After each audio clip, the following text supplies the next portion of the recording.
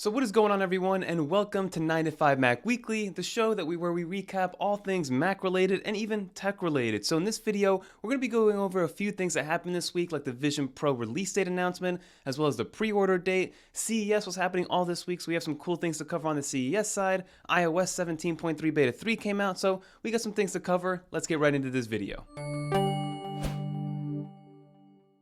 So let's start off with the Vision Pro, which is what kind of took the headlines by storm earlier this week. And like Apple would do in Apple fashion, they decided to announce when the Vision Pro was being able to be pre-ordered as well as released on the day that CES started, to kind of take all the thunder away from CES, at least from day one.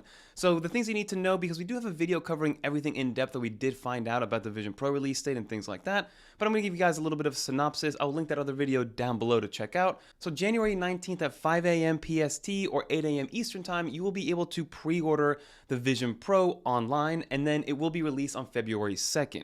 Now, there are some rumors that there's only around 60 to 80,000 of these that are going to be released on February 2nd, so these will sell out extremely quickly because, again, they're only being sold in the US. People in the US want it. People outside of the US are flying in just to be able to pre-order it and get it done. So definitely, if you are somebody that's going to get the Vision Pro, I recommend being up early and getting in line, at least virtually, to be able to get this Vision Pro and pre-order it on time. And we'll keep track of what those delays look like after the first round of orders have been done, because I could see it being kind of 2, 3, 4, 5, even 6 weeks out, where maybe if you aren't part of that first list, you won't be getting the Vision Pro for a little while, maybe until March. Some other news that we got in the Vision Pro aspect is that we do have a storage capacity. Now, there aren't any other storage capacities above 256 that have been at least talked about. So that $3,500 price point is going to come with a 256 gigs of internal storage for the Vision Pro. Now, we're still unsure if we're going to have a 512, a 1 terabyte. Like, we don't know if we're going to be able to upgrade it before we actually order it, but that remains yet to be seen. And we'll update you as that time goes on. But let me know what you think. If 256 gigs of storage is enough for that Vision Pro, did you expect there to be more or less? Let me know in the comment down below. Or did you just expect this to kind of live in the cloud in an iCloud, which is what I kind of presumed. And then two more things about the Vision Pro is that Apple did actually give us all the contents of what was going to be in the box. So we're going to get things like that $20 polishing cloth, which is going to be nice because this is a luxury item. We're going to get a USB-C cable. We're going to get a charging brick, and leave some guesses down below of how much capacity or how fast that charging brick is going to be. I think it's going to be a 35-watt charging brick, but let me know what you think. Is it going to be under 35, above 35, like a 60-watt charger? It'll be fun to do a little guessing game down in the comments down below. So definitely take a stab at what you think that brick is going to be. But then you also get some other accessories like the actual headband itself. You get the overhead headband. You get some replacements for the actual Vision Pro seal to be able to seal your eyes inside of the actual Vision Pro. So it's going to come with a pretty robust package, and it's also going to have a carrying case or some sort of case for the Vision Pro. Let's see what Apple comes up with after, the AirPods Max debacle that we got a couple years ago with that carrying case. Let's see what the type of carrying case that Apple gives us for the Vision Pro, because Apple does have a couple advertisements showing the Vision Pro being used out in the wild, like on an airplane and things like that. So they do have a kind of vision or scenario where you take this thing on the go, and I'm curious to know how Apple is going to have us bring this thing on the go. And then the last piece of information that we got for the Vision Pro is that starting February 2nd, which is the day of release, anybody can jump online and create an appointment to play with the Vision Pro and have a actual Apple employee walk you through a tutorial or a demo of the Vision Pro. Now again, those things are probably going to fill up very, very rapidly, and I could see people like in the secondary market selling their spot on the Vision Pro to demo it out. So if you guys do want to jump on that, again, that'll be happening on February 2nd, and I think it'll follow the same timetable. So 5 a.m. Pacific time, 8 a.m. Eastern time in order to reserve your slot to test out the Vision Pro, but that is February 2nd. But now let's talk iOS 17.3.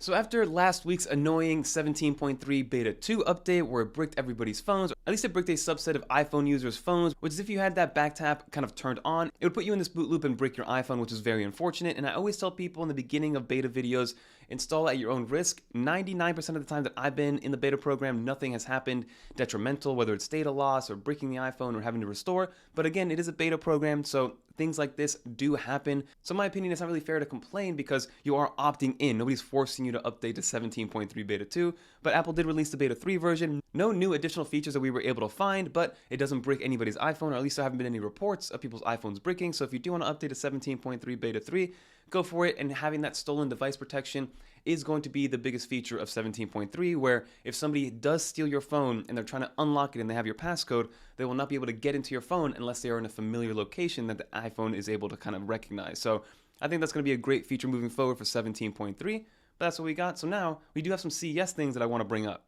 So CES came and went this week, and there was a bunch of awesome things that were released. Unfortunately, this year we were not able to attend. We did have some 9to5 Google and some Electrek people go over to CES, but nobody from 9to5mac was able to go this year. But we did see all over social media and all over the news outlets of what was released. And one of the things that stood out to me was that R1 Rabbit kind of AI assistant device. And when I saw the keynote of the R1 Rabbit, it kind of gave me Apple vibes. The way that it was presented, where they presented an issue that was going on currently in the smartphone market, where things are kind of convoluted, there's too many apps. Yes, having an app for everything at first was amazing, but now there's too many things to deal with because your phone, you just kind of waste time on it. So they kind of put a problem in front of you, then they brought over a solution, and then they showed their product. So this new Rabbit AI, I think, is going to be an awesome competitor, especially in the new AI kind of assistant world. Because originally we got the Humane Pin, and that's a $600 device with a monthly subscription. The R1 Rabbit is a $200 device with no monthly subscription. So the way that it worked and that demo that they showed on stage was amazing. I will link that demo down below if you guys want to check it out and see exactly what I mean. But it's supposed to be a seamless kind of AI assistant that not only will kind of repeat back to you from a language learning model standpoint, but there's also an action model put into that, basically saying that it'll take action on your behalf if you ask it to. So you sign into a couple of your services like Spotify and Uber and maybe Grubhub and things like that. And yes, you can ask it to order food for you and it'll take that action for you, right? You can ask it to order an Uber for you and it'll actually fully take that action for you, which is something that's amazing and something we haven't seen.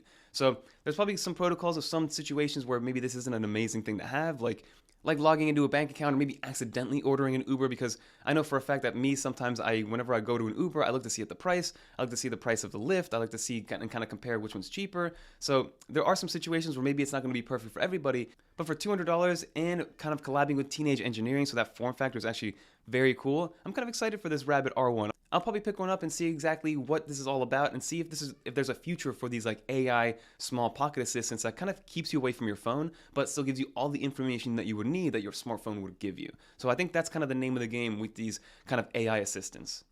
And that will just about do it for this video, everybody. Like you saw, there wasn't too much from a volume standpoint of what happened this week. The biggest news, obviously, on the Mac side was Vision Pro announcement, Vision Pro pre-order date, Vision Pro kind of box contents and everything that you get out of it. I'm very excited for the Vision Pro, and like I mentioned last week, we will be picking one up. So if you guys have any questions, if you want to know what the process is like, I'm going to go through the pre-order process, I'm going to go through the pickup in store process. Maybe there is some sort of calibration process that Apple's going to have in store for the Vision Pro to make sure that the Vision Pro fits your actual face and your eyes right when you get home. I will be vlogging that entire process so you guys are aware of what's going on, because at the end of the day, it is a $3,500 product, and you want to make sure you get your money's worth. Yes, it's a bleeding edge tech product. Yes, it's a first adopter type of product, but at the end of the day, it's something that Apple wants to bring to the masses, and I think they have something kind of in their pocket when it comes to a roadmap for the Vision Pro moving forward. But that's going to do it for this video. Leave some comments down below of anything that you guys have questions on, or maybe anything you saw this week that deserves some attention next week. If you made it to the end, leave a little dolphin in the comments down below so I know you made it to the end.